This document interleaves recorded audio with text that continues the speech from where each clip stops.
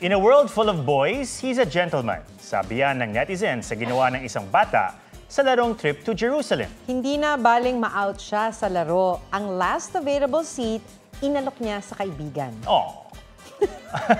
Sweet eh, no? Gusto na yan sa report ni Mark Salazar.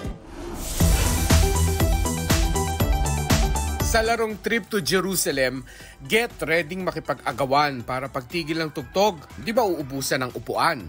Go! Lucas, spit! Spit! Competitive pati si Mami na nakitang may isang upuang bakante.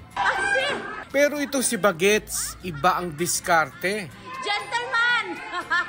Oh my goodness! Ladies and gentlemen, ang tunay na gentleman, si Zev Lucas Estrada. Kwento ni Mami Raisa Camu, year-end party ito ng kanilang school. At sabi ng anak, wala raw kasing upuan ang kanyang kaibigan, kaya inalok niya ang vacant chair. Dito na lahat nag-cheer, kinilig pati si teacher. Agad nag-viral ang sweet gesture ni Lucas.